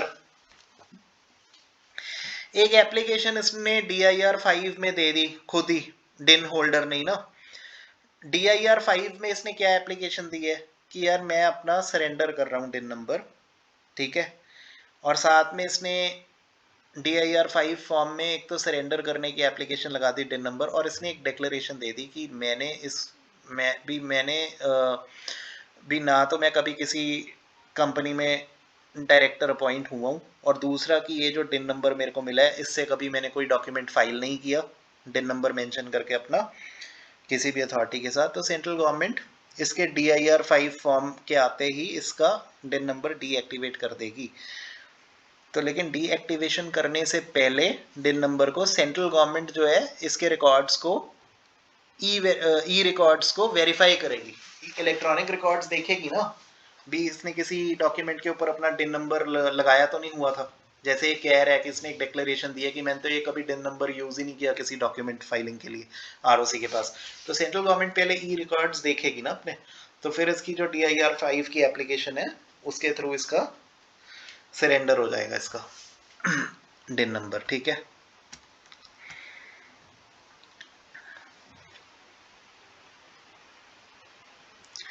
अच्छा, अगर wrongful manner या fraudulent mean से अगर इसने डिन number obtain किए तो cancellation या डीएक्टिवेशन से पहले सेंट्रल गवर्नमेंट या regional officer Noida northern region या उसका कोई जो ऑथराइज पर्सन है, ठीक है, जो कैंसिल कर सकता है, तो कैंसिलेशन या डीएक्टिवेशन से पहले इसको एक अपॉर्चुनिटी ऑफ बीइंग हर्ड है जो इसको इसकी बात एक बार सुनी जाएगी, ठीक है। अब आगे चलते हैं। लास्ट में देख लिया DIR 5 क्या है। DIR 5 ध्यान रखना कि सरेंडर की एप्लीकेशन है डिन नंबर की, और उसको भी कंसिडर करने से पहले, डीएक्टिवेट करने से पहले गवर्नमेंट जो है सेंट्रल गवर्नमेंट ई रिकॉर्ड्स को वेरीफाई करेगी कि कहीं इसने कोई एप्लीकेशन एक्चुअल में कोई फाइल तो नहीं की हुई डिन नंबर लिख के। Central government or regional director northern region or any other officer authorized by central government or regional director northern region Noida shall deactivate the DIN number of an individual who does not intimate his particulars in the e-form DIR 3 KYC within the stipulated time in accordance with rule 12A। एक और rule आ गया rule 12A भी। यही सब जो officers हैं central government, regional director Noida northern region, या फिर इसका कोई ऑथराइज्ड पर्सन है, ऑथराइज्ड ऑफिसर है जो, तो इसका डिन नंबर कैंसिल कर देंगे ना अगर इसने ई फॉर्म DIR 3 KYC जो है उसमें अपने पर्टिकुलर्स नहीं सबमिट किए with in the stipulated time in accordance with rule 12A। मतलब इलेक्ट्रॉनिक फॉर्म होता है ना DIR 3 में तो हमने पढ़ा था कि एप्लीकेशन देते हैं। अब ये DIR 3 KYC में अगर इसने अपने पर्टिकुलर्स नहीं दिए इनको, तो सेंट्रल गवर्नमेंट इसका डिन नंबर जो है और स्टिपुलेटेड टाइम जितना समय दिया हुआ है इसके लिए, उसके अंदर इसको DIR 3 KYC फॉर्म में इलेक्ट्रॉनिकली जमा करवाने होंगे सारे डॉक्यूमेंट्स, नहीं तो इसका डिन नंबर कैंसिल कर दिया जाएगा in accordance with rule 12A, ठीक है। The deactivated DIN can be reactivated only after e-form DIR 3 is filed along with the prescribed fees under companies registration offices and fees rules 2014। अच्छा, अगर जिस DIN number को cancel कर दिया, deactivate कर दिया, तो उसके बाद उसको रीएक्टिवेट भी किया जा सकता है इन्हीं लोगों द्वारा, central government, regional officer Noida northern region या उसका ऑथराइज पर्सन, अगर ई फॉर्म DIR 3 को दोबारा से जमा करवाया जाता है फीस के साथ में as prescribed under the companies registration offices and fees rule 2014। E form DIR 3 KYC जब फाइल कर देगा इलेक्ट्रॉनिकली तो दोबारा से इसका डिन नंबर एक्टिवेट हो जाएगा। इससे पहले कैंसिल किया था, दोबारा से फिर इलेक्ट्रॉनिक फॉर्म DIR 3 जो है इसको जमा करवाना होगा फीस के साथ में, तो फिर यही लोग इसका फिर से चालू कर देंगे जो उन्होंने पहले कैंसिल किया था, ठीक है।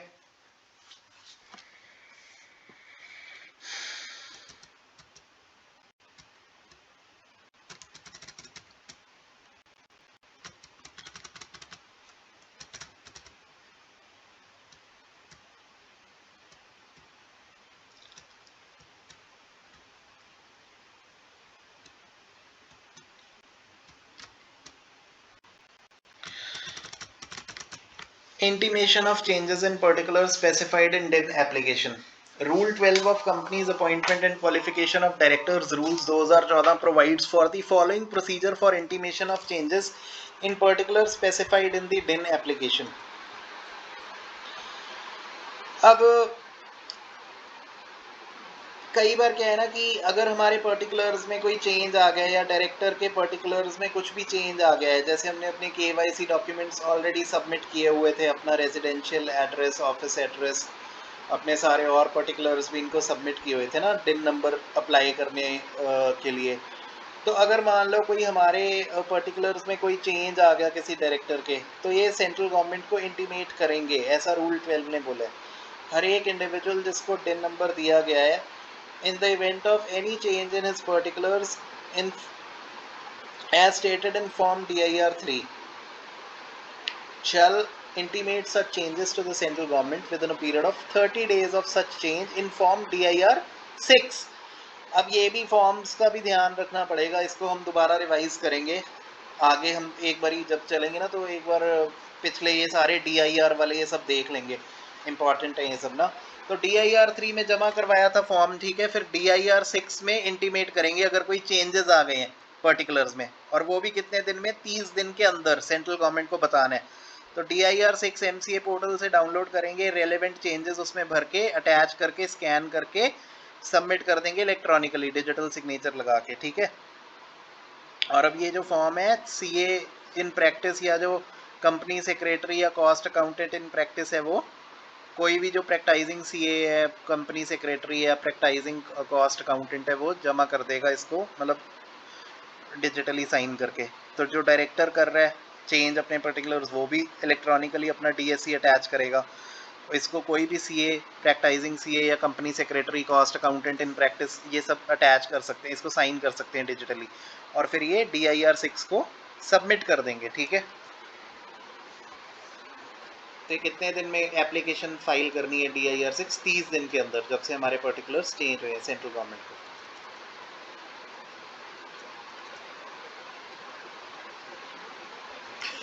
अब सेंट्रल गवर्नमेंट जब सेटिस्फाइड है कि हाँ इसने ये चेंज पर्टिकुलर्स की है जो DIR 6 एप्लीकेशन है वेरीफाई कर ली, सारे अंदर इनक्लोज प्रूफ्स उसने लगाए हुए हैं, तो अब ये इनकॉर्पोरेट कर लेंगे अपने इलेक्ट्रॉनिक रिकॉर्ड्स में सेंट्रल गवर्नमेंट, ठीक है, इन सभी चेंजेस को।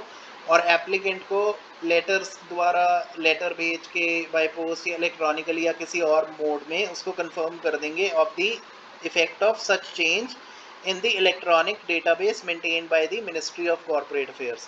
तो एप्लीकेंट को वही मेल भेज के या चिट्ठी भेज के, ठीक है, या बाय पोस्ट या जैसे भी है, मतलब किसी और मोड में उसको बता देंगे कि जो मिनिस्ट्री ऑफ कॉर्पोरेट अफेयर्स ने जो इलेक्ट्रॉनिक डेटाबेस में आपके रिकॉर्ड्स मेंटेन किए हुए हैं, उसमें हमने डेटाबेस में आपके वो पर्टिकुलर्स चेंज कर दिए, जैसे आपने DIR 6 में हमें बताए थे अपने चेंज पर्टिकुलर्स भी हमने वेरीफाई करके इन क्लोज प्रूफ्स के साथ ये हमने चेंज कर दिए, वो बता देंगे, ठीक है।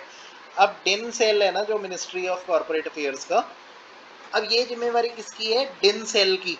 जो डिन नंबर सेल होता है मिनिस्ट्री ऑफ कॉर्पोरेट अफेयर्स का, वो डायरेक्टर के चेंज पर्टिकुलर्स जो DIR 6 में आए हैं, वो रजिस्ट्रार ऑफ कंपनीज को इन्फॉर्म कर देंगे, जुरिस्डिक्शनल रजिस्ट्रार, जिसकी जुरिस्डिक्शन में रजिस्टर्ड ऑफिस है कंपनी का, in which such individual is a director is situated.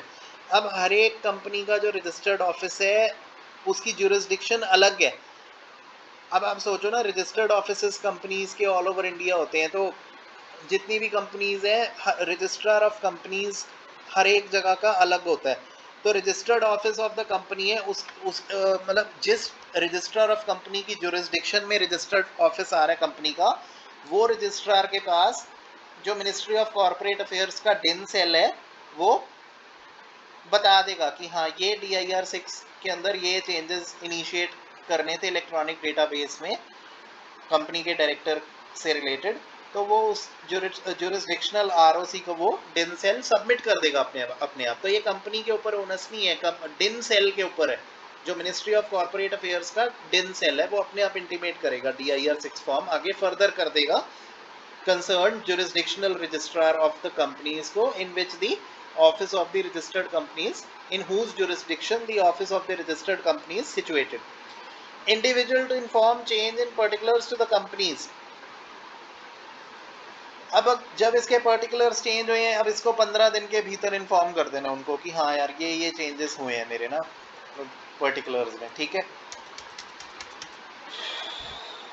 उन सभी कंपनीज को बता देना है उसको कि मेरे पर्टिकुलर्स में ये चेंज हुए हैं एज अ डायरेक्टर, और वो भी उसको 15 दिन के भीतर बताना है। ठीक है, एप्लीकेशन DIR 6 में इसको लगानी थी कितने दिन में, 30 दिन के अंदर सेंट्रल गवर्नमेंट के पास। ठीक है, जब से चेंज हुआ है तो DIR 6 की वो ठीक है एप्लीकेशन को देख लेंगे, और फिर कोई और लगानी कैसे एप्लीकेशन, कोई भी CA, practising CA, company secretary या कॉस्ट अकाउंटेंट इन प्रैक्टिस है, वो DIR 6 को इलेक्ट्रॉनिकली साइन कर देगा, और उस पर डायरेक्टर के भी इलेक्ट्रॉनिक सिग्नेचर होंगे। ठीक है, और फिर ये DIR 6 सबमिट हो जाएगी। ठीक है, तो central government ministry of corporate affairs के पास जो डेटाबेस है उसमें वो सारी चेंजेस इनिशिएट कर देगा, प्रूफ सारे चेक करके इनक्लोज प्रूफ, और फिर इन्फॉर्म कर देगा चिट्ठी भेज के बाई पोस्ट उसको डायरेक्टर को कि ये चेंजेस हमने इनिशिएट कर दिए हैं इलेक्ट्रॉनिक डेटाबेस में जो MCA ने मेंटेन किया हुआ है। अब फिर ये डिन सेल है जो मिनिस्ट्री ऑफ कॉर्पोरेट अफेयर्स का, ये अपने आप जो है DIR 6 फॉर्म आगे फर्दर कर देगा ROC को, और जिसके जुरिस्डिक्शन में कंपनी का रजिस्टर्ड ऑफिस है। ठीक है, in which such individual is a director is situated. ठीक है, अपने आप बता देगा डिन सेल मिनिस्ट्री का। अब इंडिविजुअल जो चेंजेस हुए हैं उसके KYC पर्टिकुलर्स में कुछ भी, तो वो कंसर्न इंडिविजुअल 15 दिन के भीतर फ्रॉम सच चेंज अपनी कंपनीज को या कंपनी को इंटीमेट कर देगा जिसमें वो डायरेक्टर है। ठीक है, अब आगे चलते हैं एक बार ना।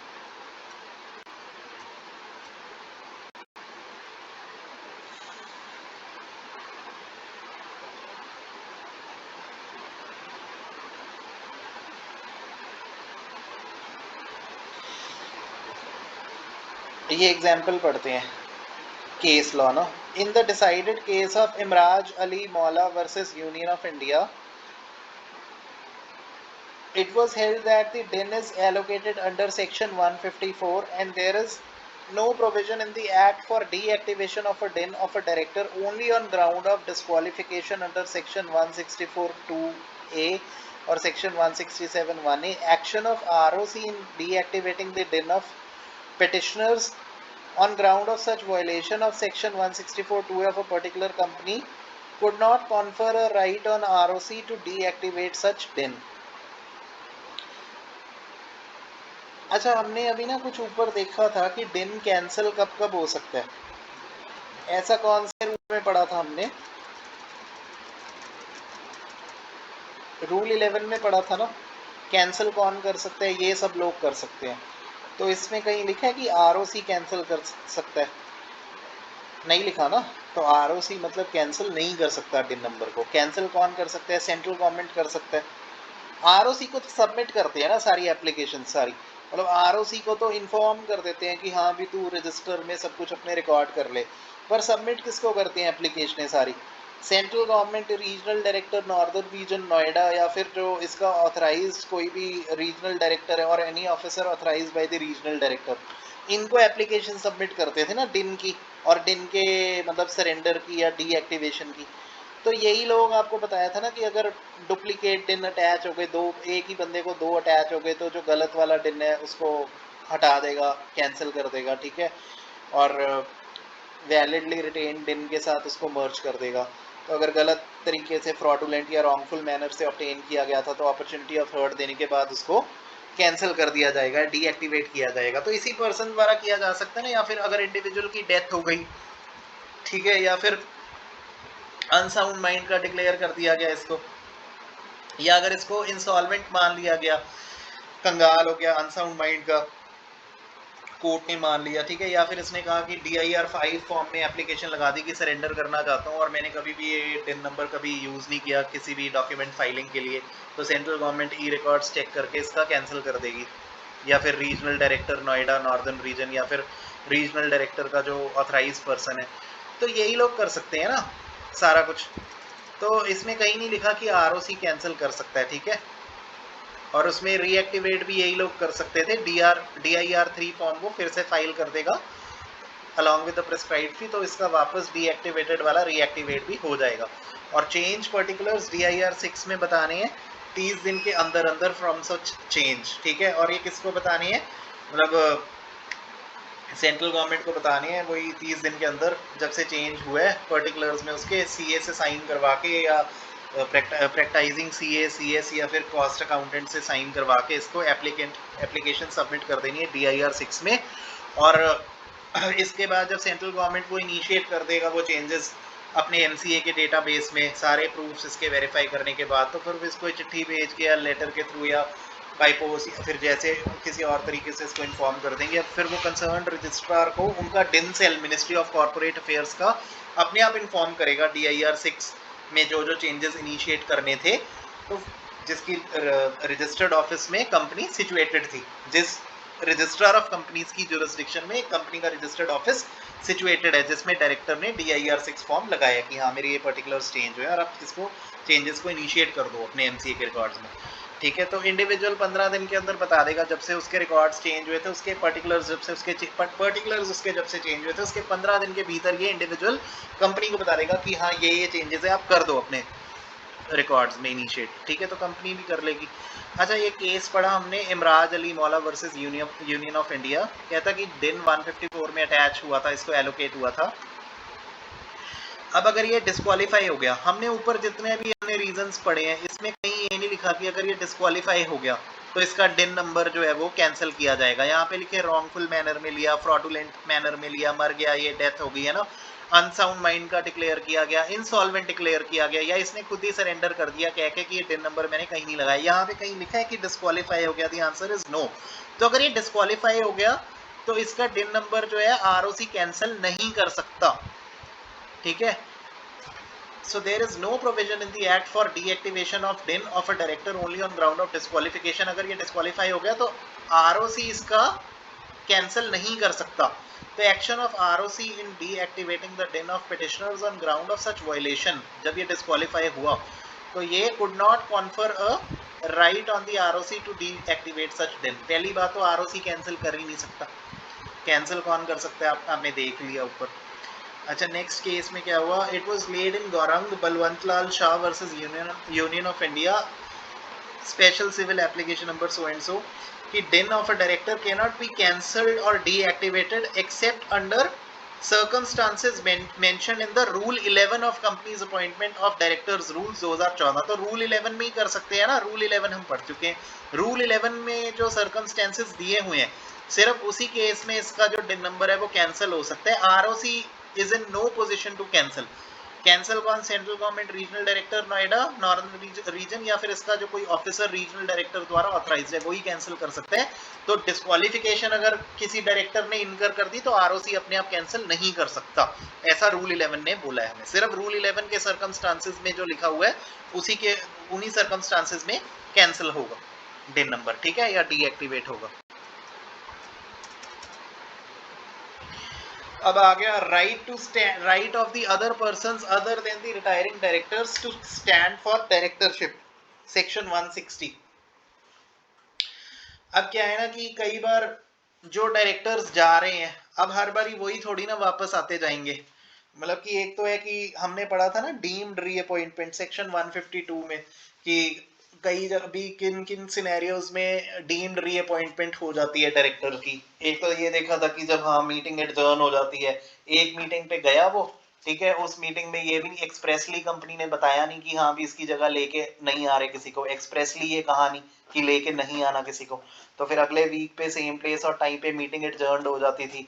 और फिर उस केस में भी अगर कंपनी चुप बैठी है, उसके बताया ही नहीं कि किसी को लेके आना है, अभी वैकेंसी भरी नहीं और एक्सप्रेसली बताया भी नहीं कि लेकर नहीं आएंगे किसी को, तो उसी को डीम्ड रीअपॉइंट मान लेते थे 152(6) में। और फिर 152(7) में उसकी एक्सेप्शंस भी बताई थी डीम्ड रीअपॉइंटमेंट की, कि अगर उस मतलब पहले ऐसी रेजोल्यूशन पास की है कि हाँ भी उसको अपॉइंट करना था और नहीं भी, और वो it was put in the meeting and the resolution did not pass, कि मतलब अनफेवरेबल ओपिनियन था शेयर होल्डर्स का कि उसको वापस नहीं लाना चाहते, फिर नहीं ला सकते।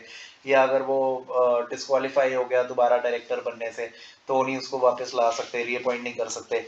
या फिर अगर उसने कोई मतलब खुद ही लिख के दे दिया था कंपनी को या बोर्ड को कि हाँ मैं नहीं बनना चाहता, अनविलिंगनेस टू अपॉइंट, ठीक है, तब नहीं उसको बना सकते थे। तो हमने वो सारे सिचुएशंस पढ़े थे ना कि कब एक वो एक्सेप्शंस डीम्ड रीअपॉइंटमेंट वाली हमने सारी वो पढ़ी थी। तो अब आगे पढ़ रहे हैं right of persons other than the retiring directors to stand for directorship, section 160।